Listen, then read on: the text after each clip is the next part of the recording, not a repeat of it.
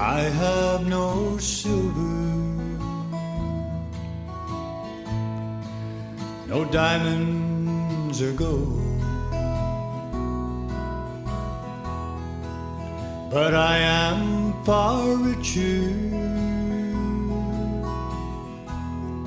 by the visions I hold.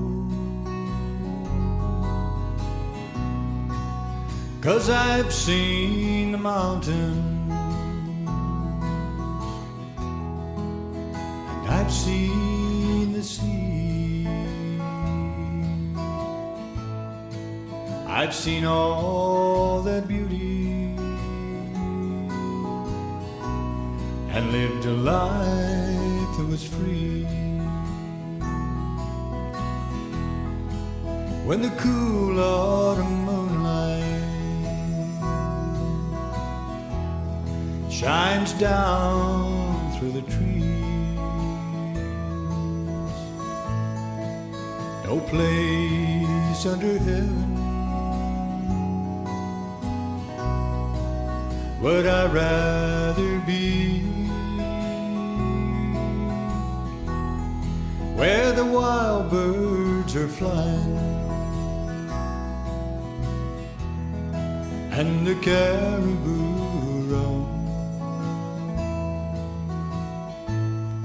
Many places I've rambled, but this is my home. And when I am weary and it's time to rest, please take this old body to the place I love best, somewhere on that mountain. Turn my face to the sea and let the wind in the treetops sing me to sleep. 'Cause I've seen those mountains, I've been to the sea, and all of that beauty is like heaven to me. Where the wild birds are flying and the caribou roam. Many places I've rambled, but this is my home, where the wild birds are flying and the caribou roam. Many places I've rambled, but this is my home.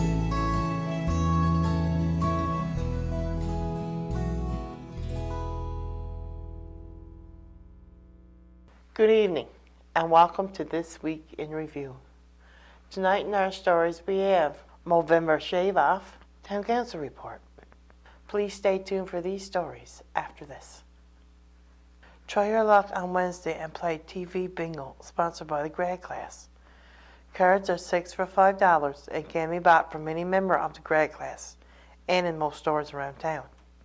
Please note that this bingo will begin at 6:30. November was Movember month. This is where men across the country grew mustaches and raised money in support of prostate cancer. 5 members of our community took part on Saturday, December the 1st. They gathered at the fire hall as Terry Ricketts shaved it off for them. Good evening, everybody. I'd like to welcome you here. On behalf of the November team, I'd like to thank you to everybody. Darren Cooper, our team captain, he couldn't be here today. He's into St. John's.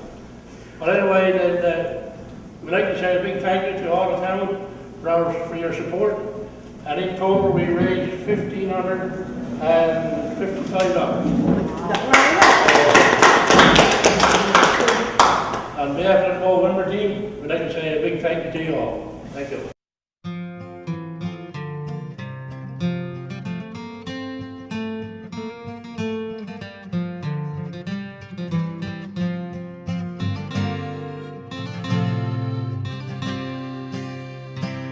From England's West Country and Ireland's many counties, working hard there were those who starved when nature proved unkind. No slaves nor servants with them, children, men and women, sharing loads on common roads to the service of mankind.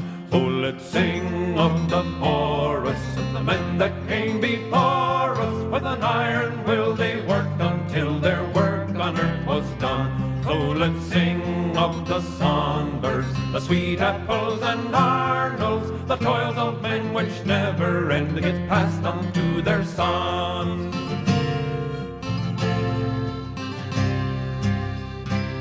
My grandfather died early, there was never one more surely guaranteed eternity, he was given unto God.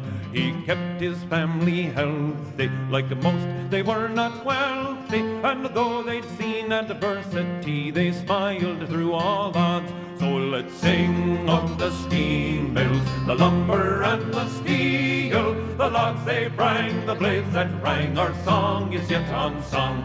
And let's sing of the Burries, the Smarts, the Strouds and the Perrys, persistent stood with water and wood, and the heritage was won.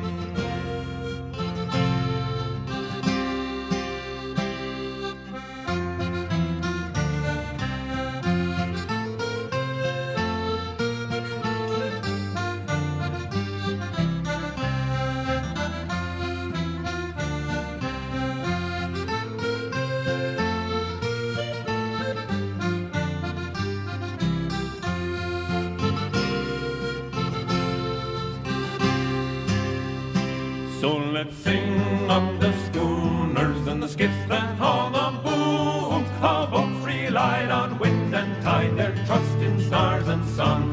And let's sing of their courage, knowledge and endurance, of the ways of men. Let's sing and then let's share it with our sons.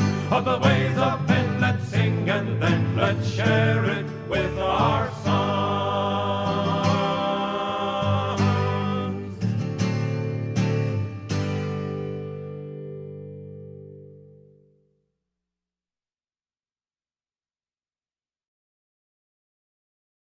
From the past today, it looks at a Santa Claus parade from 1986. And you can see by the flags on the fire truck there, I guess most of the participants now are feeling kind of nippy, feeling kind of cold.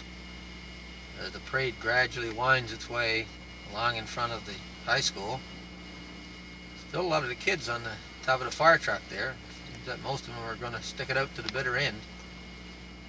You know, Lloyd, I think that this is one of the coldest days that we've had for a parade in a long time. I think everybody did turn out for the parade in full force, but they're all sticking to their vehicles, apart from the ones that are, involved immediately on the floats and that.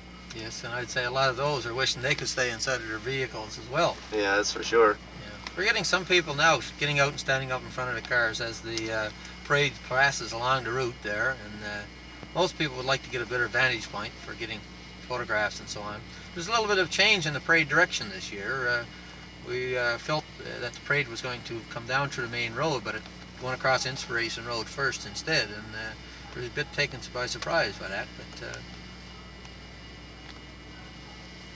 here we have Mrs. Claus again, coming along in the Virgil Lioness boat. Lioness, as you're aware, are involved in very many different projects throughout the town. Their motto is "We Serve Too," and they do indeed make a major contribution to town each year. And I guess this would be Smokey the Beer coming next, isn't it? Would it be, Lloyd? That's right. It's prevent fires, keep safe, and all Christmas days, safety beer. There's one of our firemen. Right. Probably one of the guys got cold and needs to go back for a warm-up.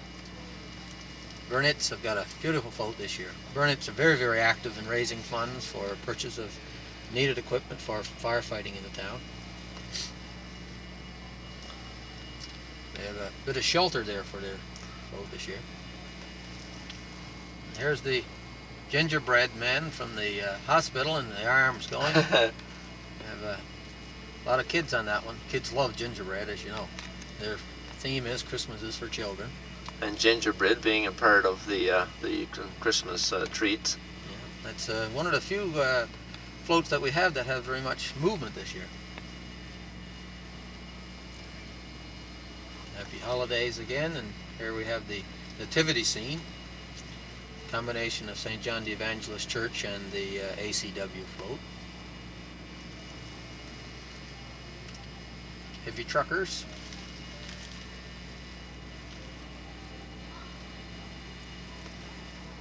Kids love the parade. They love to be able to get on the floats. Like to take part in them. Once again, the Raggedy Ann, Raggedy Andy Girl Guide float. Girl Guides have been winners in the past. They've got a beautiful float there this year too. Might very well be a winner. Here is the anniversary cake again from the Lioness Club of Virgil. Their 10th anniversary. Fantastic organization. And the little patrollers from the A.J. Matthews Elementary School. Winter Wonderland from A.J. Matthews. They've lost some of their pieces of their float. You notice that they've got a little fox on there, and beaver, and a couple of ptarmigan.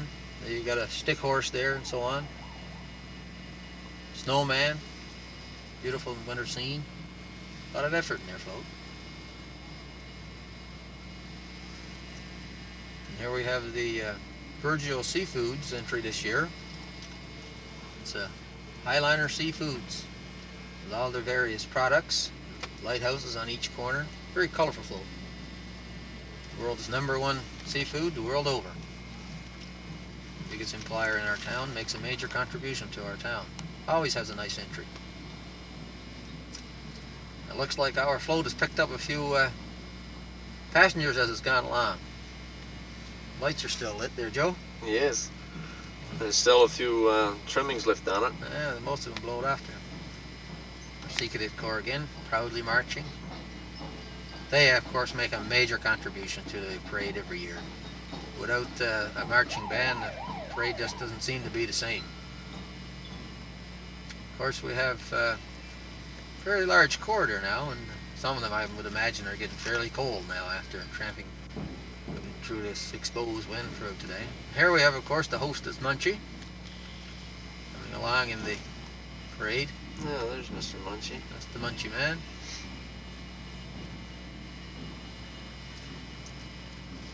First coming along there we have Snoopy's Christmas, which is the entry from the Sea Cadet Corps, and of course Snoopy has his Sea Cadet cap on. And here's the jolly old man himself again, waving to the crowd as he goes by, and I guess he's waving to us now. Santa Claus, what it's all about. That's the one. Mayor Jerome McDonald came by the studio with his town council report. Good evening. Your town council report for November the 21st. First on the agenda was the water treatment plant. And on November 28th, Mr. Wayne Fay, the engineer, was in the Virgil, met with council, and took a tour through the water treatment plant. And his conclusions up in the plant that everything is working quite well, and is doing his last term of inspections there. And also the town employees have notified us that things at the water plant is working quite well for some period of time now. So we're getting down to the nitty-gritty, I guess, when we got to make a decision to take it over. And I think that's in the near future. And of course, I mentioned in many of the council reports that the water has to be chlorinated after it leaves the tank. And we also discussed that, so we're at the stage now where the town is going to apply for funding to construct a building there where you go up the Cemetery Road. A building around the size of 16 by 20 where the chlorination equipment has to go in. And then we got to dig up the road there and tap into the pipelines after it leaves the tank to chlorinate the water.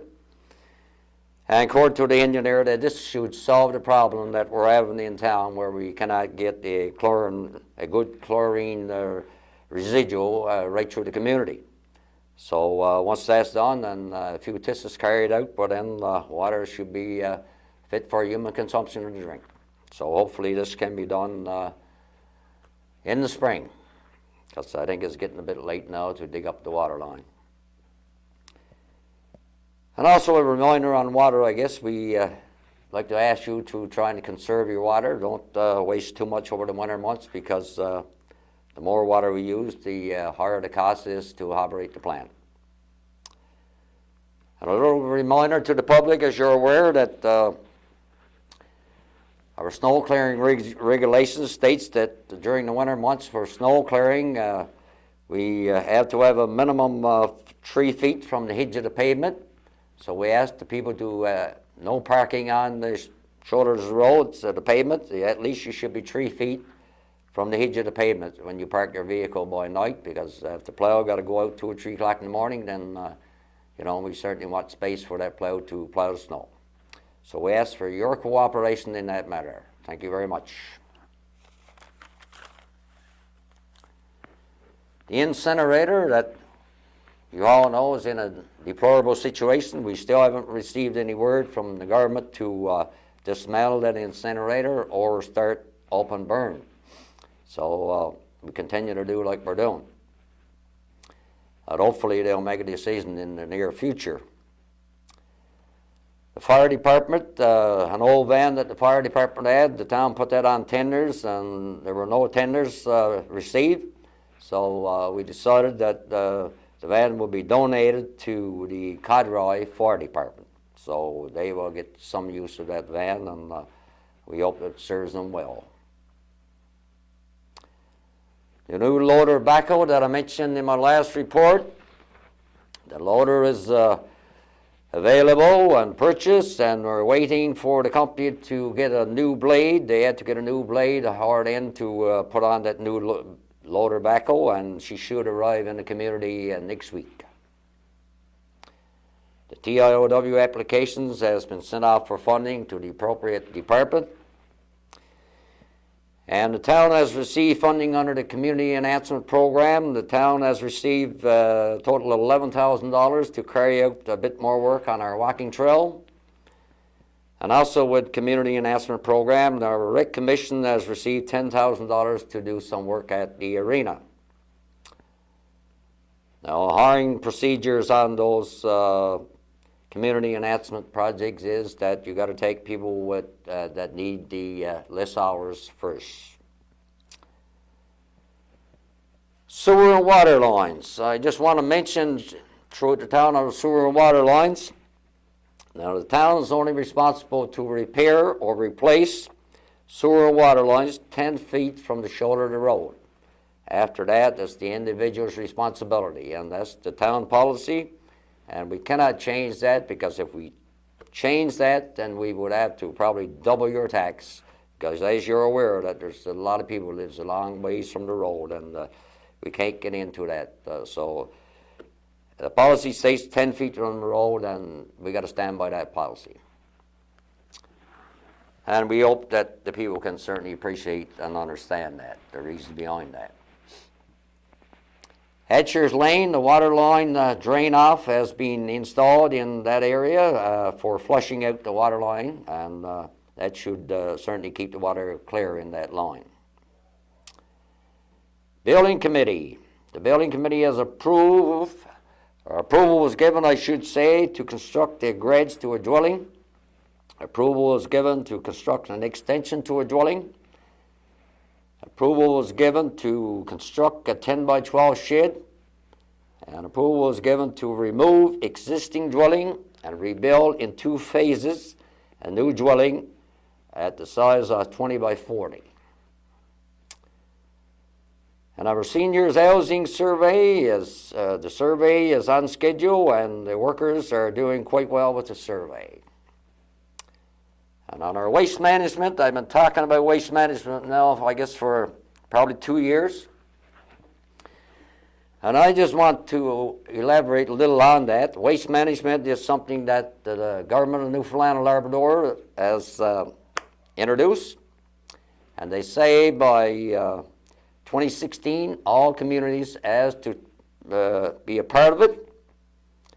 And as you're aware, and I'm aware, that it's going to cost each community in this province to transport garbage. There's 2 sites going to be in the province, one at North Arm, that's the West Coast one that we will be taking our garbage to, and the other one, of course, is on the East Coast, Robin Hood Bay. Now, they say, or what my understanding is, there will be a transfer station built in Burgeo, and the people of Burgeo, Ramia, Grey Rivers, and Franceway will be using that, and garbage will be trucked out when needed, whether that's going to be on a weekly basis, 1 trip a week, or 1 trip every 2 weeks, or 2 trips a week. We don't know, but this is something that's going to be looked into. And you know, the closest, I guess, cost right now, and this is only an estimate, that it would cost each householder in the community around $180 a year to get garbage trucked out to Robin Hood Bay, to North Arm, sorry. At the present time, I know this year in Port-aux-Basques, Rose Blanche, Birdowns, Aldermort, Cape Ray, all their garbage has been trucked to Port-aux-Basques. This is only short term. Eventually, they're going to have to go to North Arm as well. But under this short-term policy in place up there now, they're paying $115 an household in those communities this year. And once they truck to North Arm, that cost is going to rise, I guess, in the vicinity of $180 per household as well. So I just want to elaborate a little on that. And Mrs. Barter is our member for this area on the Waste Management Board. And they meet every month or 2 in Corner Brook, and we'll keep you updated on what's happening. So I don't know, you know, when's going to come in effect, but they say they want it all done for the year 2016. So we'll have to wait and see what happens. But in the meantime, our garbage dump up there, we love to have that incinerator taken down and get permission to open burn, and the Waste Management Committee to come out and level off that land and bring some fuel and backfill it over and make it a nice spot.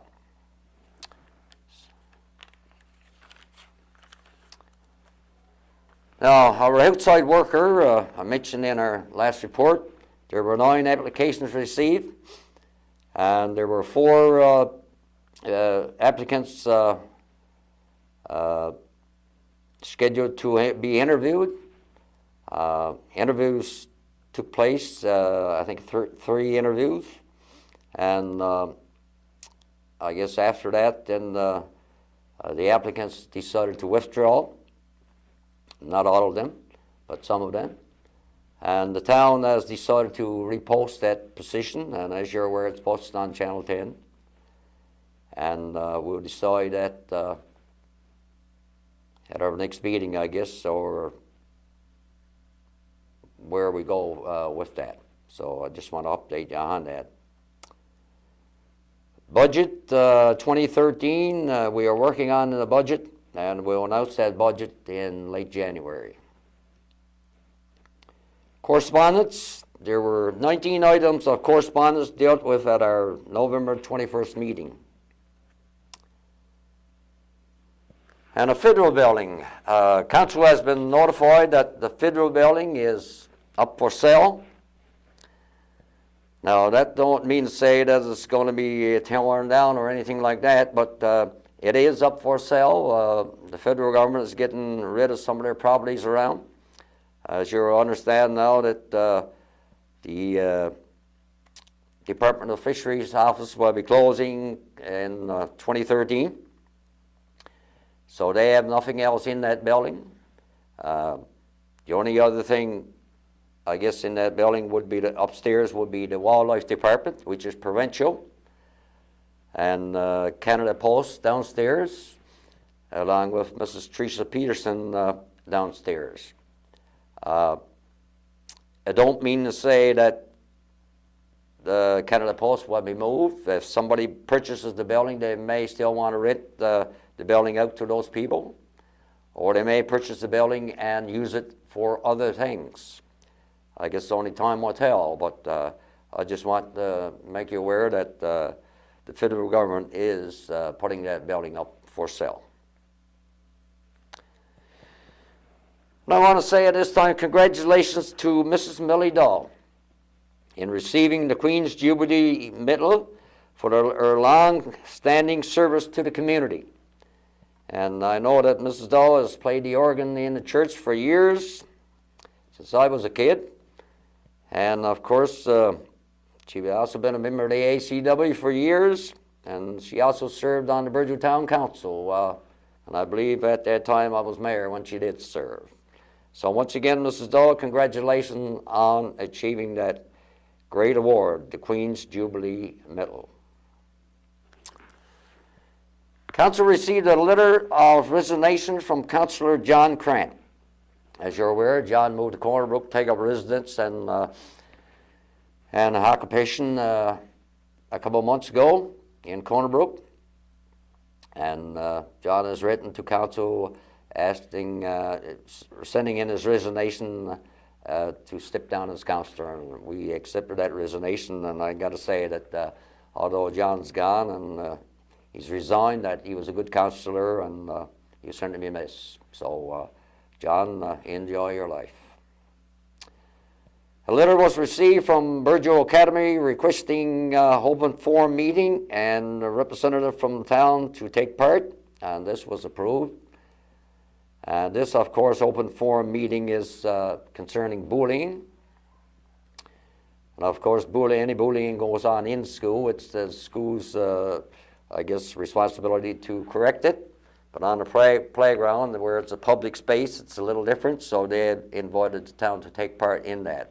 So yes, we'll take part in the public forum. If any bullying going on, we certainly disagree with that, and certainly we've got to move to try and correct it. And request from Burgeo Academy Scholarship Committee, and the request for donations, this was approved, a standard donation like we do each year. And a request from Burgeo Lions Club for donation for the Santa Claus Parade, this was approved, a standard donation like we do each year. Now, the Purple Ribbon Campaign, show support for the Purple Ribbon Campaign. Now, those little pins here is the Purple Ribbon Campaign pins that you can pick up at your town office. They're free of charge. And, of course, the Purple Ribbon Campaign is show your support to prevent violence against women. Awareness is November the 25th to December the 10th. And, you know, people should show their support for that. It's certainly not a good thing, violence against anyone. And we certainly don't tolerate violence against women in the community. So pick up a pin or a ribbon at the town hall and show your support for this very important cause. And Western Health, Mr. Paul Spencer is holding a public forum on December the 5th. This will be at the community center.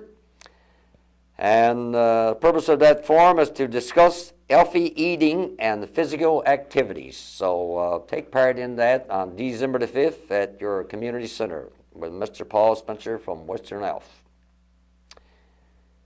And invoices were approved for payment in the amount of $10,883.08. And our next scheduled council meeting is scheduled for December the 18th. And that's it for this report. Until the next time, good night, and may God bless. This concludes our program for tonight. Thank you for watching. Good night.